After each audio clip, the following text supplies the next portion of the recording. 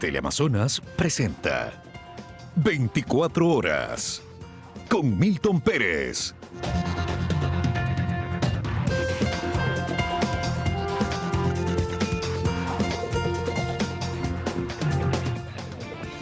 Amigos, buenos días, bienvenidos a 24 horas. Hoy es 3 de enero de 2023 y así empieza la semana la capital de la República. Vuelve el tráfico, calcule sus tiempos, recuerde que hoy es martes, pico y placa, placas terminadas en 3 y 4. No se confunda, inicia la semana un martes y el tráfico característico de la capital, que estuvo de suspenso durante los dos feriados de diciembre, porque mucha gente salió de Quito, pero ahora regresan y empiezan las actividades. No todos los colegios particulares han vuelto a clase, así que usted tiene que planificar las salidas en la mañana. Hace frío en la capital, 8 grados centígrados, y esta imagen corresponde a la avenida Occidental en el sector norte de Quito, la avenida Mariscal Sucre. Así está la capital, 8 grados centígrados, cielo nublado, empieza la semana, la primera del año, y vuelven las actividades, con ello vuelve el tráfico, pico y placa 3 y 4. Veamos qué ocurre en la ciudad de Guayaquil. Tenemos una imagen desde el sector de Durán, imágenes desde el complejo deportivo en Durán. Ustedes pueden ver 24 grados centígrados, el puente de la Unidad Nacional es lo que estamos viendo en este momento. También regresa el tráfico a Guayaquil. Hoy empieza la campaña electoral y ya podemos ver las vallas que están colgadas ahí, pero no desde hoy, sino desde ayer. Esto vamos a conversar más adelante con el vicepresidente del Consejo Nacional Electoral. Pero antes, los invitados del día de hoy para iniciar esta primera semana de 2023, vamos a estar con el ministro del Interior, Juan Zapata, para conversar del caso Cáceres, cuándo va a regresar al país a responder a la justicia el principal sospechoso del femicidio de María Belén Bernal y los planes de seguridad que tiene el gobierno en este 2003 lleno de desafíos. Y como les dijimos, vamos a conversar con el vicepresidente del Consejo Nacional Electoral, Enrique Pita. Va a estar con nosotros para hablar del inicio de la campaña electoral y las cosas que no se cumplen, las cosas que pocos hacen caso, esto de la pre-campaña que es prohibida, pero que se ha visto al país inundado de publicidad electoral antes del inicio, hoy a las 0 horas de la campaña electoral. Son los temas para conversar el día de hoy y vamos a empezar a revisar las principales noticias. Son las 7 de la mañana con 4 minutos y aquí empezamos. Es la primera vez que el presidente Guillermo Lasso y Luis Ignacio Lula da Silva se encuentran, y esta vez tras la toma del poder de Lula. Ambos mandatarios coinciden en la necesidad de cooperación para los dos países. En coordinación permanente sobre la presencia de Ecuador y Brasil en el Consejo de Seguridad de Naciones Unidas. Como ustedes recordarán, mañana el Ecuador ocupa la silla como miembro no permanente hasta el año 2024. Uno de los temas centrales de esta cita fue, según Lasso, fortalecer el trabajo en conjunto para combatir al crimen transnacional. No obstante, hay otros temas que también se abordaron y sobre los cuales han prometido trabajar los dos jefes de Estado. Se trata de temas de interés mutuo como desnutrición, Amazonía, lucha contra la minería ilegal y deforestación. Intercambiar información de su programa llamado Bolsa Familiar con el nuestro de lucha contra la desnutrición crónica infantil. Hemos conversado también sobre temas de medio ambiente. Las autoridades de gobierno hacen un balance positivo de esta corta visita. Hemos estado también en contacto con algunos presidentes de América Latina. Tuvimos una reunión bilateral con una alta delegación de funcionarios de Corea del Sur. No obstante, a su llegada de Brasil, Lasso también se refirió a otros temas de interés nacional. La captura y extradición de Germán Cáceres, principal involucrado en el femicidio de María Belén Bernal. En este momento están trabajando en Colombia, tanto los equipos de Colombia como los equipos de Ecuador, de la Policía Nacional y de la Fiscalía, y asegurar que Germán Cáceres enfrenta a la justicia del Ecuador y ésta pueda actuar con todo el rigor de la ley.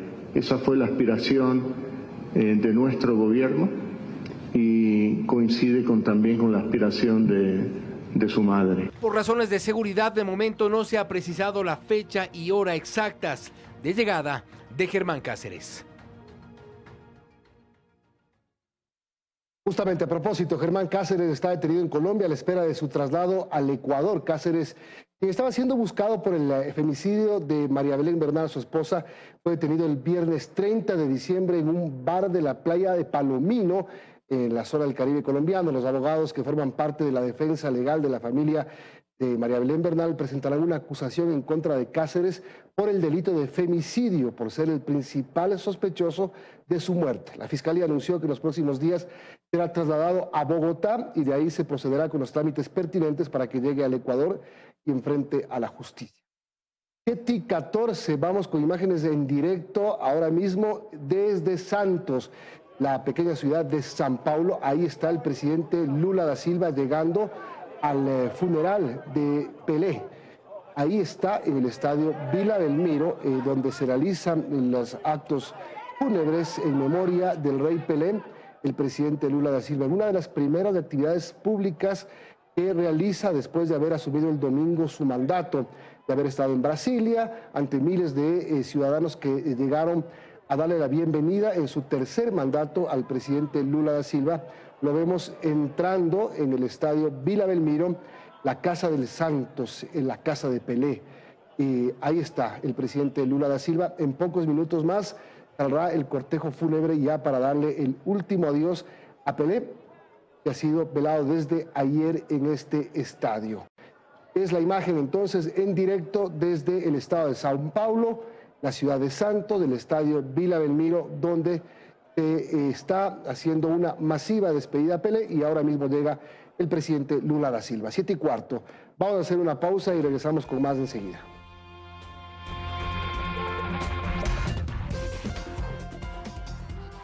Seguimos 7:18 y una vez más se cae la designación del presidente del Consejo de la Judicatura. Ninguno de los integrantes de la cuarta terna presentada por el presidente de la Corte Nacional de Justicia logró el apoyo necesario en el Consejo de Participación Ciudadana y con ello Fausto Murillo seguirá encargado de la Judicatura. Recordemos que en febrero de 2022 María del Carmen Maldonado renunció y desde ahí Fausto Murillo es el presidente encargado. Fausto Yepes nos va a contar más. Ninguno de los tres integrantes de la terna propuesta por la Corte Nacional de Justicia convenció y con ello Fausto Murillo seguirá de presidente encargado del Consejo de la Judicatura. No se calificaron impugnaciones. Los tres postulantes presentaron este domingo 1 de enero su propuesta de trabajo, pero el Consejo de Participación Ciudadana parece empeñado en mantener en la función judicial sin cambio alguno. Lo cierto es que los tres postulantes hablaron de transparencia, presupuesto e independencia judicial. Mercedes Caicedo, por ejemplo, rechaza la intimidación que dice existe desde afuera y puertas adentro del sistema. Necesitamos una independencia judicial certera y no fingida. Necesitamos que en la administración de justicia no se interfiera. Cree que es necesaria una reforma. El camino, la declaratoria de emergencia de la justicia. Para obtener recursos necesarios con el fin de fomentar esta reforma.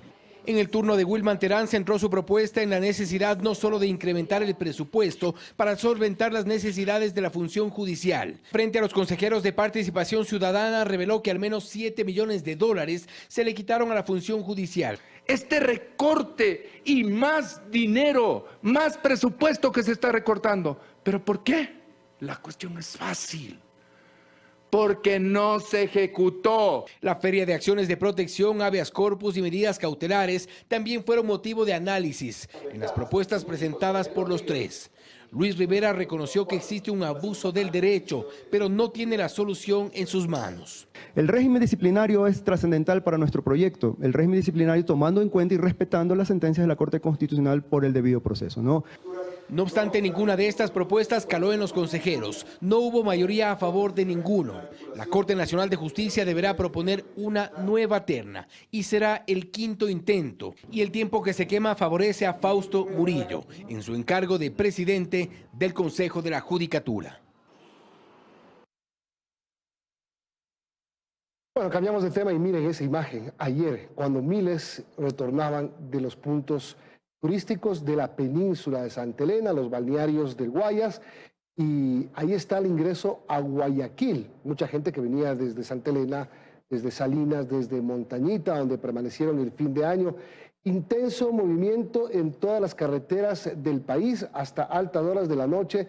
El ingreso a las principales ciudades de regreso a Guayaquil, que es la imagen que vemos, pero también en Quito se reportó carga vehicular intensa con el regreso de los viajantes. Imagen increíble de nuestro dron que la captó anoche cuando miles ya volvían para incorporarse a sus actividades normales e iniciar la primera semana laboral de 2023. Cambiamos de tema y quedan pocos días para que culmine la primera fase de la apertura del metro de la capital. Desde el jueves iniciará la fase 2, en la que los visitantes podrán subirse a los trenes y viajar de manera gratuita, previamente inscribiéndose. Varias personas aprovecharon el feriado de Año Nuevo, como ya sucedió en el de Navidad, para conocer las instalaciones del Metro de Quito. En esta ocasión, las 3 estaciones que abrieron sus puertas al público fueron Iñaquito, Alameda y Quitumbe durante los 3 días de asueto. Sí, en realidad aprovechando estos días de vacaciones, a ver si podíamos conocer un poquito lo que es este sitio. Se ve súper grande, súper limpio, bonito, súper señalizado, entonces espero que se mantenga así. Son los últimos días de esta primera etapa de inducción, ya que a partir de este jueves 5 de enero empezará la fase 2 con viajes gratuitos en los trenes. La ciudadanía podrá conocer cuál es el tiempo de traslado de una estación a otra. En estas horas estamos definiendo cómo va a ser este proceso de la fase 2, que lo queremos hacer de la misma manera en que lo hemos hecho la fase 1, es decir, de manera ordenada y progresiva. Esta fase 2, denominada de inducción dinámica, durará hasta el 4 de marzo de 2023, un día antes del inicio de la operación comercial del metro, según el cronograma establecido por las autoridades.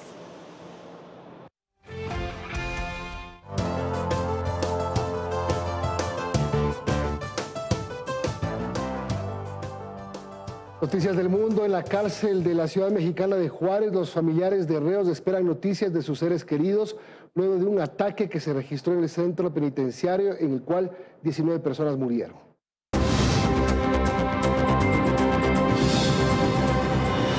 Es momento de las entrevistas en 24 horas.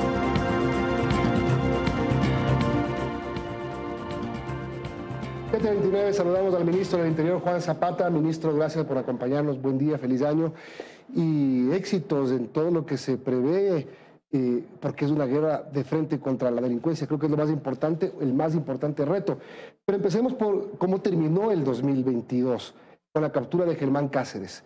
Después de intensa búsqueda, cuéntenos usted más bien todo el detalle de cómo se logró dar con él y capturarlo. Bueno, muchísimas gracias, Milton. Siempre es un honor poder saludar a todo el Ecuador, desearles un feliz año, al igual que usted. Creo que esta lucha es de todos, por lo tanto la suerte la necesitamos todos, las ganas existen. Bueno, recuerde usted, Milton, cuando yo me hice cargo del Ministerio del Interior conjuntamente con la policía, nos pusimos el objetivo que era la captura, la localización y captura de Germán Cáceres. Esto era una disposición inclusive del presidente, que nos tomaba la lección permanentemente, al igual que yo recibía reportes periódicos por parte de policía. Nunca bajamos la guardia, el bloque de búsqueda estuvo permanentemente en Colombia y ahora con mucha satisfacción podemos decir al país que hemos cumplido este ofrecimiento, que además era una necesidad de todo el Ecuador, no solamente de la familia de María Belén Bernal. En ese sentido, el bloque de búsqueda ecuatoriano, y es bueno hacer un poquito de memoria, recuerde usted, cuando se da este caso, que fue sumamente mediático, teníamos llamadas nosotros al ECU 911 que nos decían que está en Loja, que está en la frontera con Perú, que está en Pedro Vicente Maldonado. Entonces tocaba hacer muchos esfuerzos con los equipos de investigación de la Policía Nacional. Sin embargo, la misma policía, sobre la base de la técnica científica, establece la hoja de ruta y sobre todo la línea de tiempo de la salida de Cáceres a Colombia. Sin embargo, nosotros no solamente que aseguramos, recordemos que tuvo 23 horas, que manejó una moto y llegó hasta Pereira.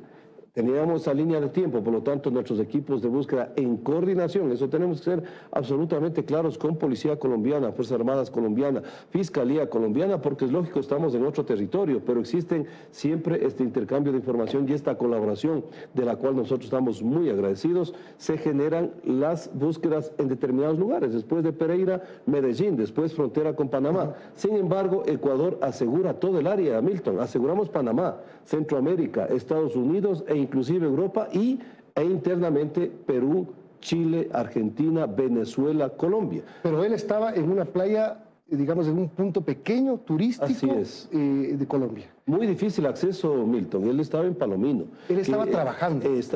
De las versiones últimas, efectivamente estaba trabajando. ¿Con qué papeles trabajaba? No olvidemos, Milton, que es un lugar muy rural, donde no existen muchos controles. Sin embargo, no puedo yo, obviamente, evidenciar todo el trabajo técnico que ha hecho el bloque de búsqueda ecuatoriano. Sin embargo, teníamos otras técnicas investigativas que estaba todo el entorno asegurado y sabíamos que en algún momento tenía que darnos alguna pista, tal como lo dio comprando el SOAT. El comprar el SOAT nos generó a nosotros la determinación de que efectivamente estaba en Colombia. De acuerdo, su relación laboral en el sitio donde estaba, ¿era irregular? ¿Era informal? ¿Él tenía una documentación falsa para trabajar? Milton, eso está dentro del proceso investigativo. La ¿Pero qué se sabe? ¿Qué se puede colombiana saber? lo está analizando.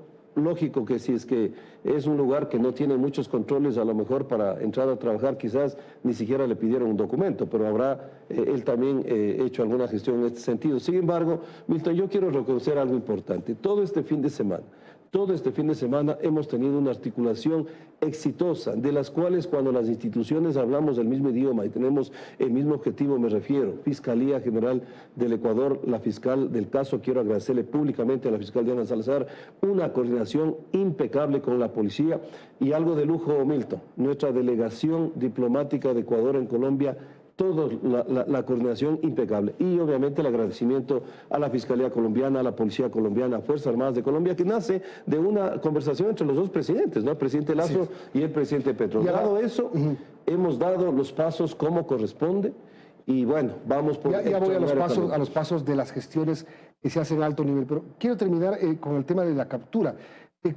¿Quién lo denuncia? Que dicen todos que él... Su acento lo delató. Cuando alguien le daba una propina, él dijo, gracias, ñaño, y esta persona dijo, esto no está en acento colombiano, esto está en acento ecuatoriano. Mire, Milton, todo lo que se dice en redes sociales, yo respeto mucho. Sin embargo, es el procedimiento y la investigación la que al final...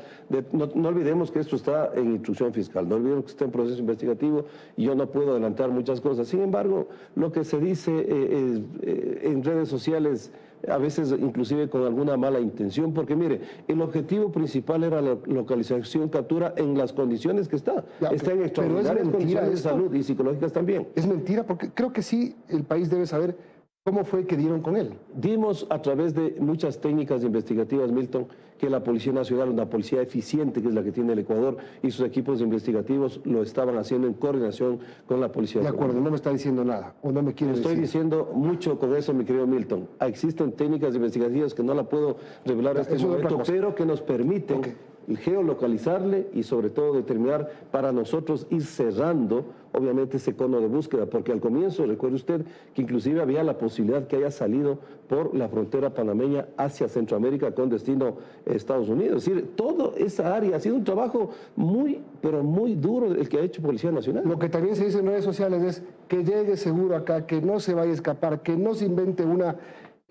estrategia jurídica para zafarse de venir a dar la cara a la justicia ecuatoriana. ¿Eso está seguro? Milton, el comandante está en Colombia, ¿no? El presidente de la República me ha dado una disposición clara y yo la he dado también y nosotros somos hombres de principios. Cuando dimos la palabra de localizar y capturar a Germán Cáceres, se entiende, y eso quiero decirle, mi querido Milton, yo he hablado con la mamá de doña Elizabeth Otavalo y le he dicho, ella ha dicho, le creo a usted como persona. No, tiene que creerme como ministro del Interior, tiene que creer en la institucionalidad en el Ministerio del Interior y en la Policía Nacional, que han hecho un trabajo profesional honesto, rompiendo y dejando sin piso, Milton, aquel falso espíritu de cuerpo que tanto se habló. porque lastimosamente se manipula tanto esa palabra como que va a haber una planificación para apoyar actos delictivos. Eso no lo vamos. Esto es el mejor ejemplo, que hemos trabajado con honestidad y aquí no se esconde nada. No va a haber nada que impida que venga a Ecuador. Mire, mi querido Milton, he dicho, con todas estas coordinaciones que han sido de lujo, y felicito nuevamente, estamos avanzando tan bien que es cuestión de horas. Es cuestión de horas. Nosotros hemos trabajado todo el fin de semana en estas coordinaciones y en la planificación operativa, que obviamente por seguridad no la puedo decir en este momento, pero hay la planificación operativa desde la salida, la llegada, cumpliendo todos los temas legales y un debido proceso que se tiene que existir, y el traslado hacia el centro de detención. ¿Cuál va a ser el centro de detención? No lo puedo yo decir públicamente. ¿Ya lo saben, Pedro? Ya lo sabemos. De hecho, tengo de aquí una reunión también con todos los involucrados para tomar todas las garantías, y eso sí decirle al país, Milton, lo digo de frente, como siempre ha sido mi accionar, nosotros jamás, pero jamás haremos algo que no esté en norma y que no esté en ley. A nosotros somos los más interesados. De acuerdo. Que él llegue de cara a la justicia y la justicia aplique lo que tenga que aplicar. Usted sabe que él tiene defensa y existe en cualquier tipo de argumento, existe que pueda detener su traslado. ¿Es posible esto? ¿O usted puede, como ministro del Interior, garantizar que él no se va a quedar allá? Mi querido Milton, hemos trabajado intensamente el fin de semana, buscando todos los mecanismos legales, efectivamente legales, pero sobre todo que garanticen el debido proceso y nos permitan traerle de manera inmediata al Ecuador. Eso se ha hecho, se ha coordinado obviamente con las fiscalías, se ha coordinado con las instituciones, y le vuelvo a insistir, es cuestión de horas. Cuestión de horas. Es cuestión de horas. O sea, entre hoy y mañana.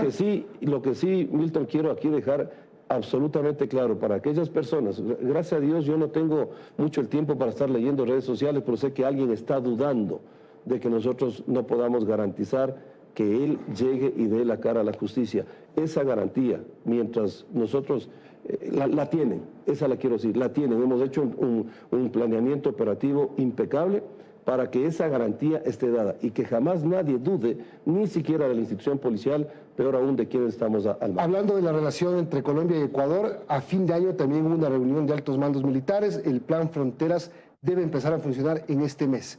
¿Cuál es el trabajo de la Policía Nacional en este plan? Mire, Milton, históricamente ha habido una extraordinaria relación entre las policías de Ecuador y Colombia que han permitido grandes trabajos recíprocos, ¿no? Tanto policía colombiana que viene al Ecuador como policía ecuatoriana que ha ido a Colombia. Hemos tenido muy buenos trabajos.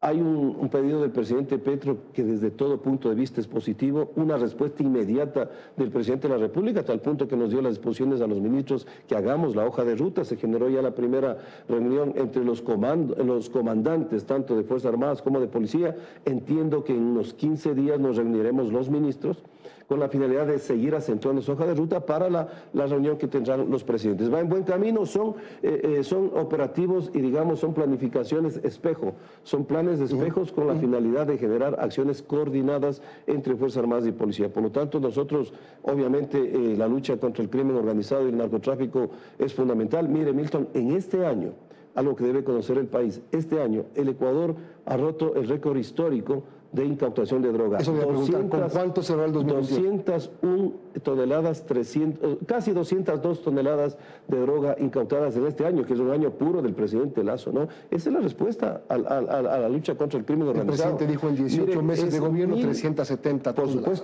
Por supuesto. Mire, eso habla bien, por un lado, del trabajo de la policía, pero también habla de que estamos inundados de droga. Bueno, el trabajo de la policía está, porque mire, por aire, mar y tierra. En esta última semana, Milton, casi 15 toneladas de droga, ¿no? 6 en 7 provincias, 4 en el allanamiento en Montecristi, 2 en un contenedor y la tonelada y media en un sumergible, en una acción coordinada con la Armada. Eso fue es decir, la Policía Nacional, pero sobre todo, Milton, de diciembre, pues. No solamente estamos atacando a la incautación, estamos atacando a las bandas criminales que están atrás de esto y a sus economías ilegales. Por lo tanto, es un buen trabajo que hemos hecho con antinarcóticos. Vamos a seguir. ¿Cuál es el cronograma de equipamiento de la policía para este año? Así de una manera muy bueno, rápida. ya nosotros dimos buenas respuestas. Se entregaron ya, recuerde usted, 584 entre vehículos y motos en Guayaquil. En esta semana, posiblemente, o máximo la que viene, vamos a entregar los 163 vehículos para todo el eje investigativo. 163 vehículos vehículos para todo el eje investigativo y de inteligencia de la Policía Nacional, obviamente son vehículos de civil. Ya tenemos el presupuesto obviamente para los uniformes, son 29 millones, 36 millones del tema de los chalecos que ya está en camino, esto va a ser obviamente de Estado a Estado, y la planificación que viene llevando el secretario de Seguridad obviamente cumple con los planes tanto para el primer trimestre, primer semestre, y otros tendrán, obviamente que son procesos mucho más largos en lo que viene del 23. Pero algo importante, Milton, nosotros dimos la emergencia en la policía y en el Ministerio del Interior, que es una potestad que lo tengo como ministro del Interior. Esta emergencia empezó con poco presupuesto, pero una vez planteada al presidente, esto se fue para 19 millones de dólares, 17 millones de dólares, 9 millones estamos comprando munición. ¿Para qué? Para entrenamiento de 60.000 policías, no solamente con arma corta, no solamente 9 milímetros, sino también 2.23 y 5.56, y obviamente para el reforzar estas UPCs que están en zonas críticas ya con los elementos que requieren. Esta emergencia son un monto también de 17 millones que va en buen camino. O sea, se puede decir que que en este primer semestre del año vamos a tener a policías bien uniformados, bien armados y bien equipados de logística. Lo más rápido posible, mi querido Milton, porque esta guerra empezó y recuerdo lo que pasó en noviembre. Sin embargo, hay que reconocer a esta institución que pese a los recursos que tenemos, hemos dado los resultados que el país los conoce, sobre todo en los estados de excepción. 158 blancos de alto interés, de los cuales el 97% están detenidos. ¿Por qué? Porque la policía puso contundentes pruebas, trabajo investigativo profesional, equipos tácticos. Es decir, la policía da respuesta. En el tema de drogas somos un referente internacional. Seguimos siendo el tercero en el mundo, dicho por la ONU, y el primero en la región en incautar droga.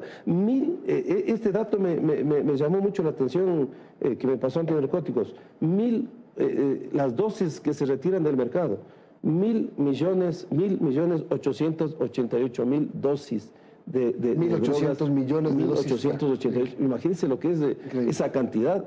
¿A cuántos jóvenes estamos evitando? No solamente en el país, sino en Estados Unidos y Europa. Por eso que esta factura del plan de seguridad se tiene que compartir, porque también estamos evitando que esto ingrese a otros países, ¿no? Gracias, ministro. Gracias por la entrevista. Y bueno, seguiremos estando pendientes de lo que vaya pasando y los planes que se vayan ejecutando. Buen día. Gracias, Milton. Siempre es un honor y un saludo cariñoso a todo el país. Pausa, volvemos con el vicepresidente del Consejo Nacional Electoral. Hoy arrancó la campaña.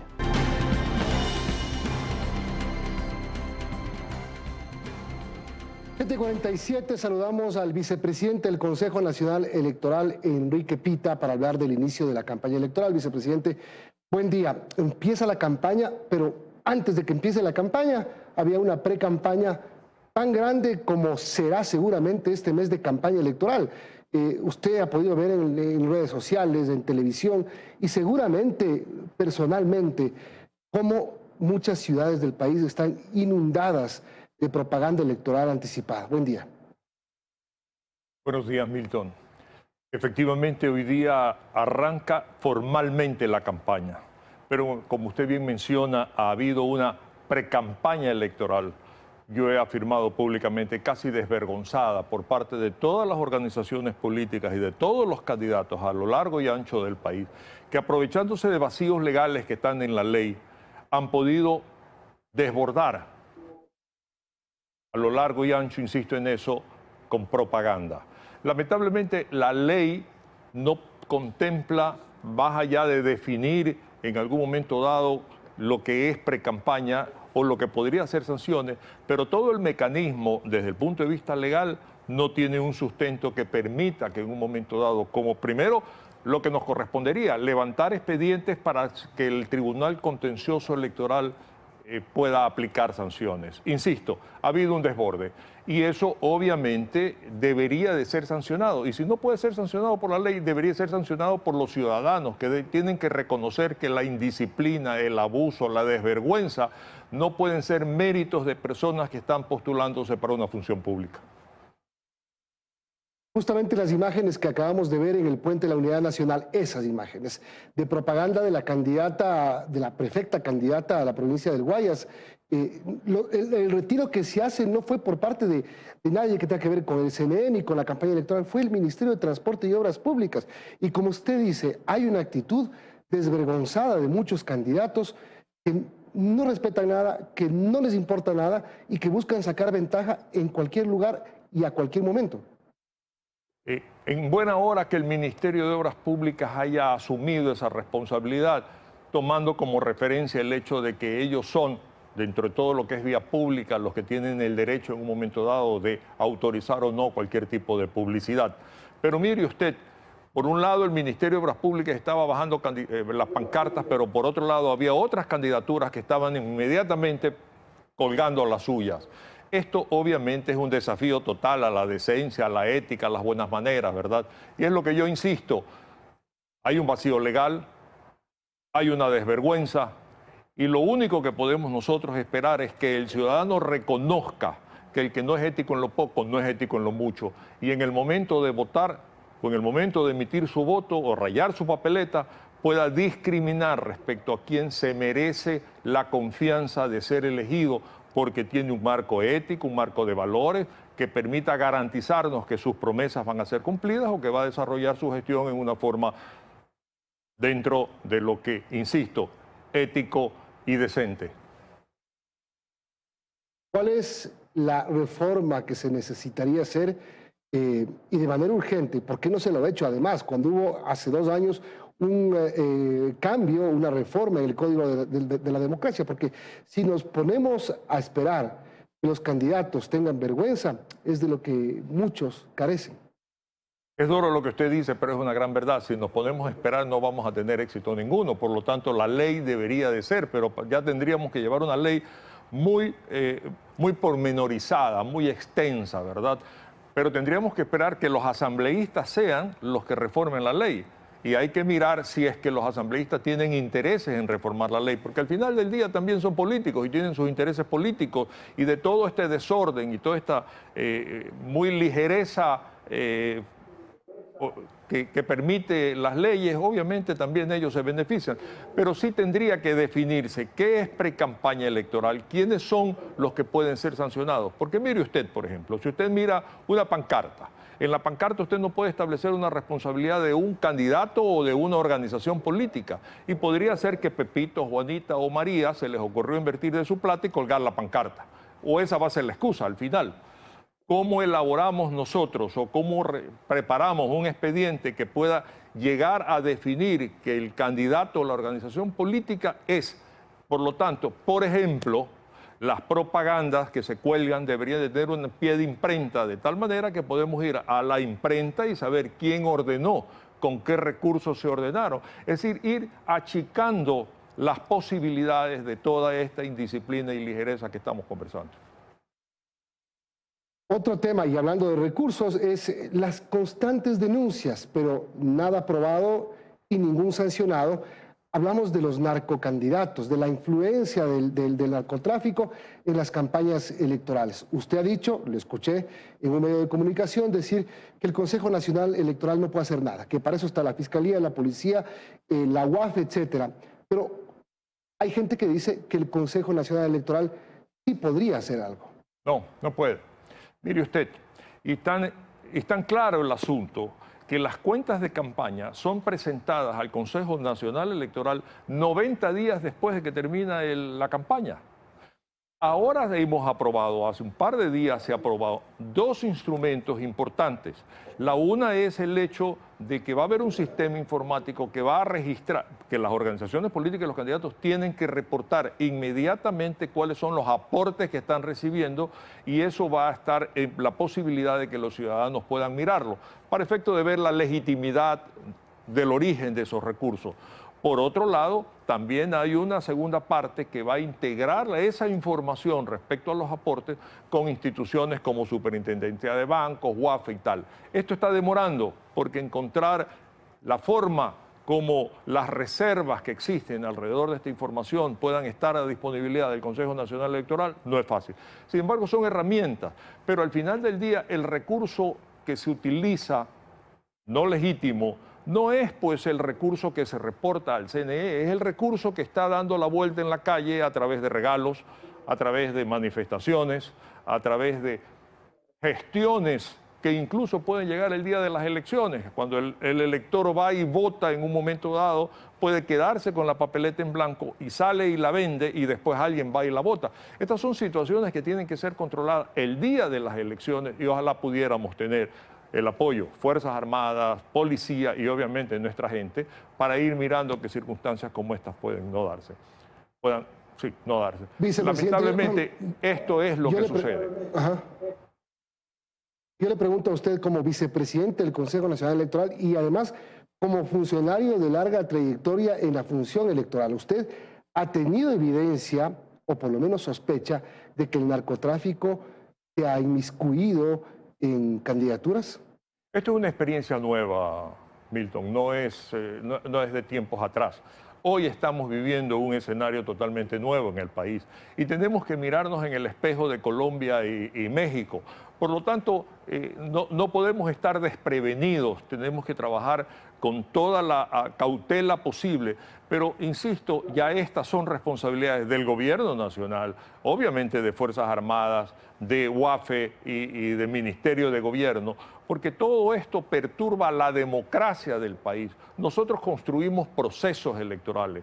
Cuando un ciudadano llega a votar, para que encuentre el voto en ese momento, 40.000 personas han trabajado para tener lista la urna, tener la papeleta, tener el recinto electoral, tener el sistema de escaneo, tener los sistemas, obviamente, de procesamiento de datos. Todo eso es nuestro trabajo. Sí, vemos las irregularidades del gasto electoral a través de los reportes que los actores políticos no los hacen. Le pregunto, Leo, porque no me contestó. ¿Tiene sospechas de que el narco se mete en la política? Yo tengo una gran preocupación respecto a esto. Por supuesto que sí. Insisto, ya hay manifestaciones que podrían darse para promover candidaturas en sitios en los cuales definitivamente el gasto en publicidad y en promoción desborda las posibilidades de un sueldo o de una importancia de la jurisdicción o circunscripción donde va a trabajar esa persona. Por supuesto, también hay sitios específicos que más nos llaman la atención respecto a esta situación y tenemos que estar alerta, pero ya insisto, nosotros hacemos nuestro trabajo, pero hay un trabajo también que tiene que ser asumido con responsabilidad por estas otras instancias públicas. Perfecto. Le quiero agradecer, vicepresidente Enrique Pita del Consejo Nacional Electoral. Hoy ha iniciado oficialmente la campaña, aunque la campaña no oficial es grandísima y desvergonzada, como usted lo calificó. Tenga buen día. Buenos días para usted. 7:57, terminamos esta primera emisión nacional de las 7 de la mañana de 2023. Les deseamos un gran año y aquí estamos para seguirles informando y generando la opinión todos los días. Vienen las noticias locales. Buenos días.